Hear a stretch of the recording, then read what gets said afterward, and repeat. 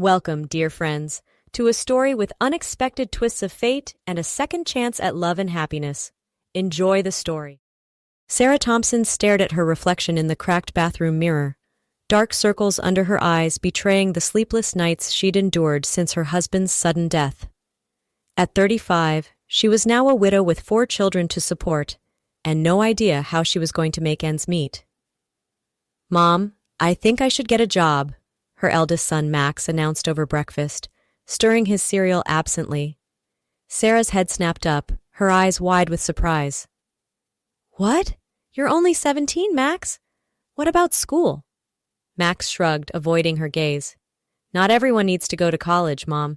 Someone's got to do the manual labor, right? And that someone is not going to be you," Sarah said firmly, reaching across the table to squeeze his hand. "Your father would have wanted you to get an education." "But Dad's gone," Max said quietly, his voice cracking slightly. "And we need money." Sarah's heart ached at the pain in her son's voice. "Listen to me, Max. Your job right now is to focus on your studies. I'll figure something out, I promise." Just then, their conversation was interrupted by the pitter-patter of tiny feet. 4-year-old Mia came bounding into the kitchen, her pigtails bouncing with each step. "I'm gonna be a boss, too," she declared, climbing onto Sarah's lap. Sarah couldn't help but laugh, hugging her youngest close. "Of course you will, sweetie. You'll be the boss of everyone." As she looked around the kitchen at her children, Max, 12-year-old Nathan, 7-year-old Peter, and little Mia, Sarah felt a renewed determination. She had to find a way to provide for them, to give them the future her late husband, Jack, had dreamed of for their family. "All right, troops," she said, clapping her hands together. "Time for school. And Max, remember what I said, no job hunting. Your only job is to ace those college applications, got it?" Max nodded reluctantly, but Sarah could see the worry still lingering in his eyes. As she watched her children file out the door, she knew she had to act fast. It was time to rejoin the workforce, ready or not. Sarah spent the morning scouring job listings, her frustration growing with each passing hour. Everything seemed to require either a college degree or years of experience, neither of which she had after years as a stay-at-home mom. Just as she was about to give up, an ad caught her eye. Elite cleaning services seeking responsible women for high-end residential work. Excellent pay, flexible hours, no experience necessary. Sarah's heart raced as she dialed the number. It seemed too good to be true, but she was desperate enough to try anything. "Elite Cleaning Services, this is Jessica. How can I help you?" a cheerful voice answered. "Hi, I'm calling about the cleaning job," Sarah said, trying to keep the nervousness out of her voice. "Is it still available?" "Absolutely. Can you come in for an interview this afternoon?" Sarah hesitated, thinking of her afternoon school pickup routine. "I have to get my kids from school at 3. "No problem at all," Jessica assured her. "How about 1 p.m.? That should give us plenty of time to chat before you need to leave." As Sarah hung up the phone, a mix of excitement and anxiety swirled in her stomach. This could be the answer to their financial problems, or it could be a complete disaster. The Elite Cleaning Services office was located in a sleek, modern building that made Sarah feel instantly underdressed in her simple blouse and slacks. She smoothed her hair nervously as she approached the reception desk. Jessica, a polished woman in her mid-40s, greeted Sarah with a warm smile. "You must be Sarah. Come on back to my office." As they settled into plush leather chairs, Jessica's expression turned serious. "Now, Sarah, I want to be upfront with you. This isn't your average cleaning job. Our clients are some of the wealthiest and most influential people in the city. Discretion is absolutely paramount." Sarah nodded, trying to look confident. "I understand. I can be very discreet." Jessica leaned forward, her voice lowering. "We'll need to run a thorough background check. Is there anything we might find that you want to disclose now?" Sarah's mind raced. She had never even had a parking ticket, but the intensity of Jessica's gaze made her feel like she must be hiding something. "No, nothing at all. My husband was in law enforcement, actually. He passed away recently." Jessica's expression softened. "I'm so sorry for your loss. May I ask why you're looking for work now?" Sarah took a deep breath, fighting back tears. 4 kids to support on my own. I have to do something. Jessica nodded sympathetically. I understand. Well, let me tell you about the pay. She scribbled a number on a piece of paper and slid it across the desk. Sarah's eyes widened as she read it. Per quarter? She asked incredulously. Jessica shook her head. Per month. Sarah's jaw dropped. It was more than Jack had made as a police officer. That's incredible, she stammered. It comes with high expectations, Jessica warned. 1 complaint from a client, and you'll be fined half that amount. But if you're as thorough and discreet as I think you are, you shouldn't have any problems. As Sarah left the office with promises of a call the next day, her mind was reeling. This job could change everything for her family, if she could handle it. Sarah's phone rang at 7 a.m. sharp the next morning. It was Jessica, informing her that she'd passed the background check and could start immediately. Your first client is Mr. Gregory Sinclair, Jessica explained. He's a very private person, so remember, discretion is key. The address will be sent to your phone. Good luck. An hour later, Sarah stood outside a massive Georgian-style mansion, her cleaning supplies in hand. She took a deep breath and rang the doorbell. The door creaked open to reveal a petite, elderly woman with silver hair. Yes? She asked, peering at Sarah suspiciously. Good morning. I'm Sarah from Elite Cleaning Service. Sarah's introduction was cut short as the woman's eyes widened in shock. She stumbled backward, clutching her chest. Oh my God! Sarah exclaimed, dropping her supplies and rushing to catch the woman before she fell. Are you all right? Should I call an ambulance? The woman shook her head weakly, allowing Sarah to guide her to a nearby armchair. No, I'm fine. It's just, you look exactly like her. Sarah frowned in confusion. Like who? The woman pointed a trembling finger at a framed photograph on a nearby table.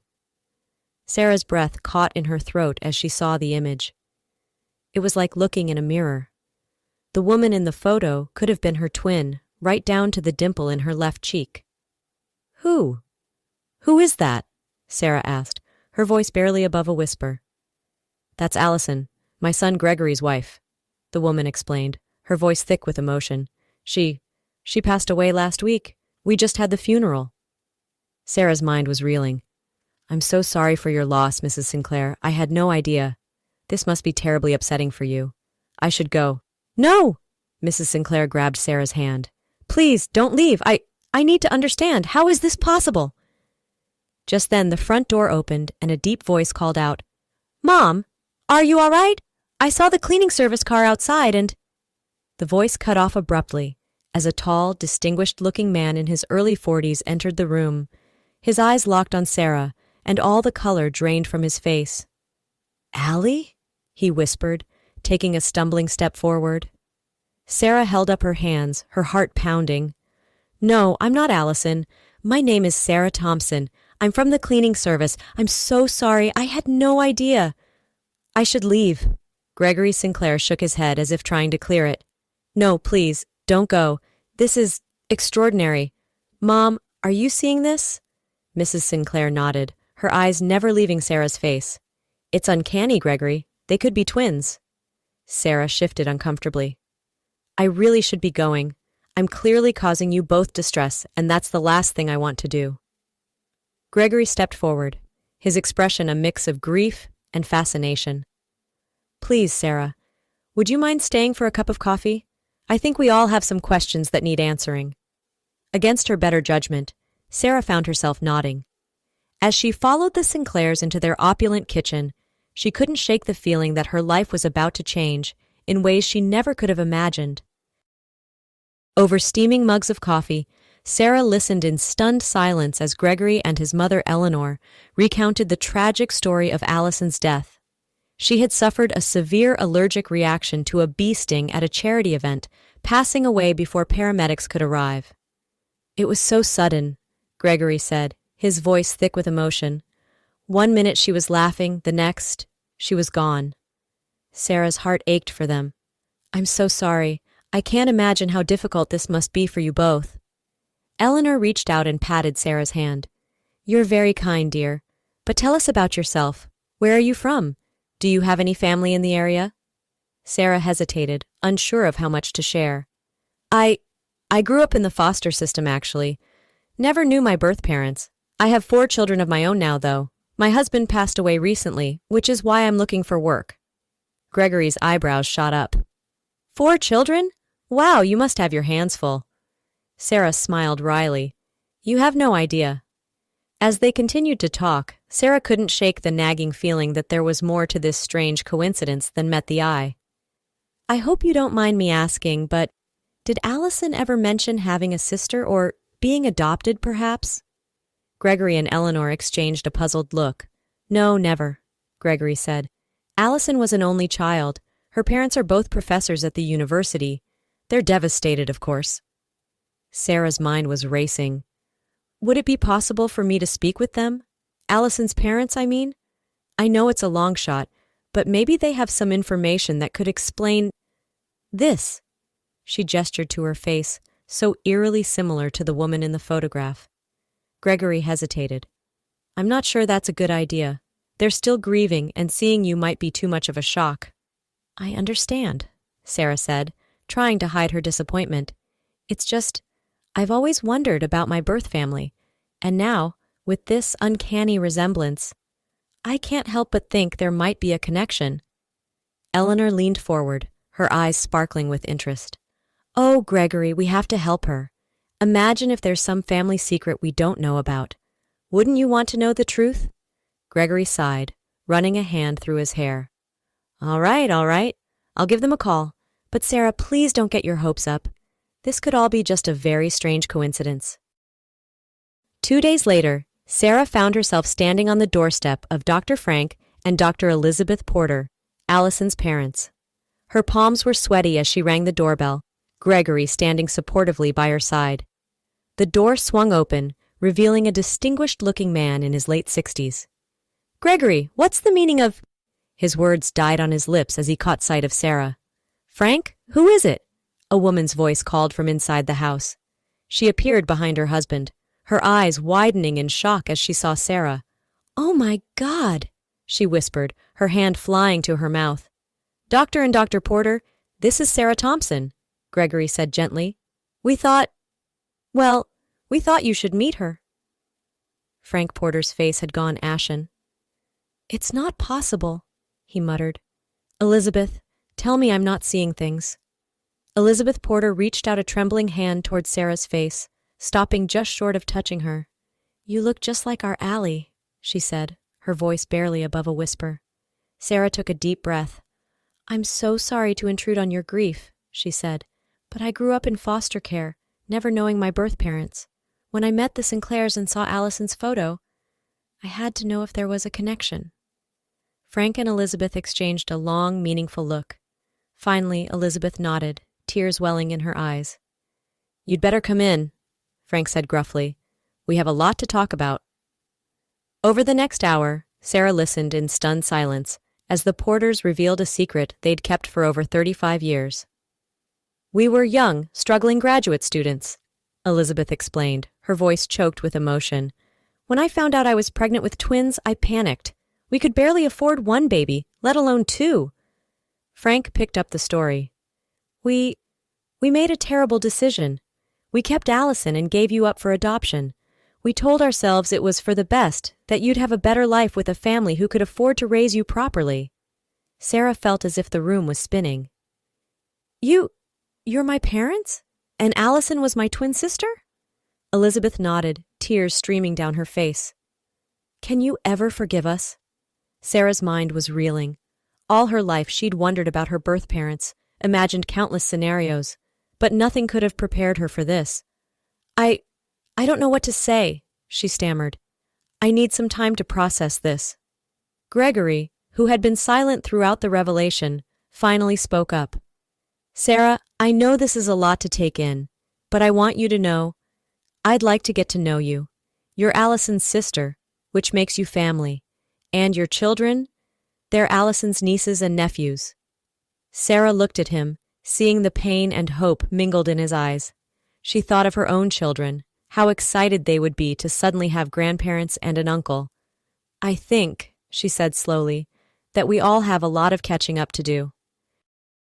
In the weeks that followed, Sarah's life underwent a whirlwind of changes.